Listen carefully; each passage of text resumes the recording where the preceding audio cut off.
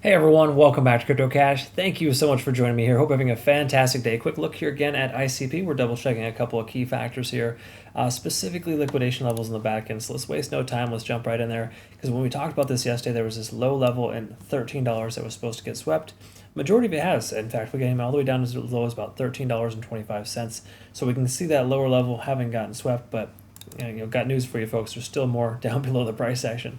It doesn't necessarily mean the price is going to continue down that low. We just got to be mindful that 1225, 1230 could very well be the next potential target here. So we're going to double check a couple of things here.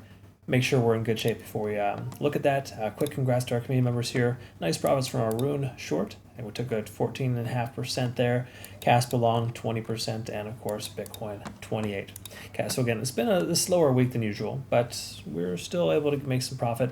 And we do have a long position open here for ICP. Nice average position down. We're getting close to our entry, our average entry position, but we want to see kind of where we're at here with the overall trend, because we are trying to break through this descending trend line, but once more, it's still a little too early to tell. So let's double check the daily time frame, see if there's any kind of proof in the pudding here, as we say, and see if there's any potential for the price action to pull back.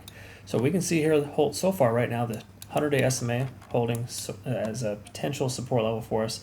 We talked about that recently being kind of that area just above 0.618 at that low $13 mark to be able to hold. So again, we're holding that level for the moment.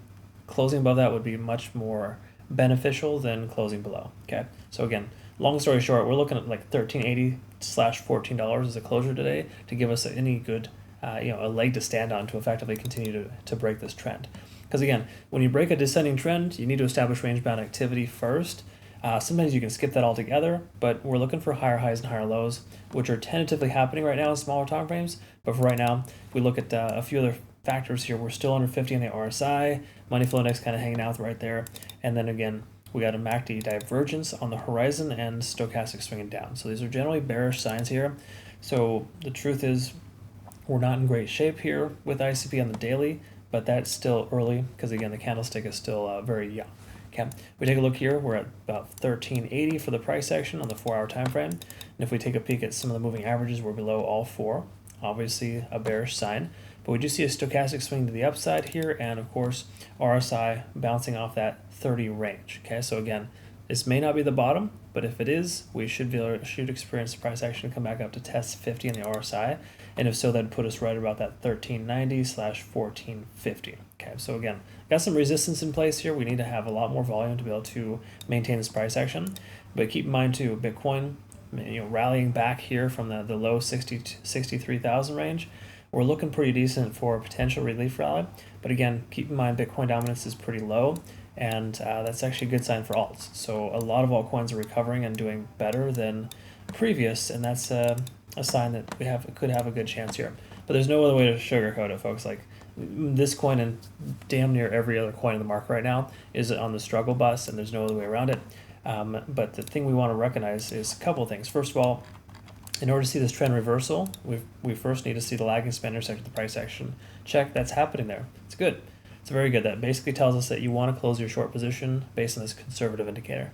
Taking a look here, we can see the lagging span is soon to intersect with the conversion line, conversion line and the baseline. They're about to intersect, which is generally a favorable sign too, to let us know that the shorts need to close their position. Okay, when you have signs letting us know that shorts should be closing their position, it implies that the price is likely to establish range-bound activity and then continue potentially to establish higher highs and higher lows.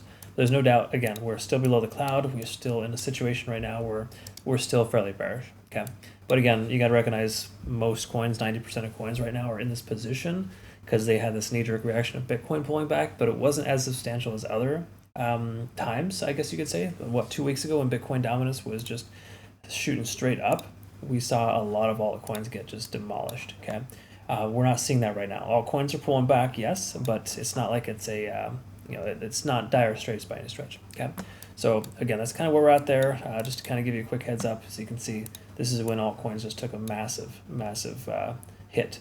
But with Bitcoin dominance pulling back, that allows altcoins to subside, and again, Bitcoin price action kind of staying where it's at. If we can get the price to go sideways for another couple of days for Bitcoin, I think a lot of altcoins are going to recover quite quickly. Okay.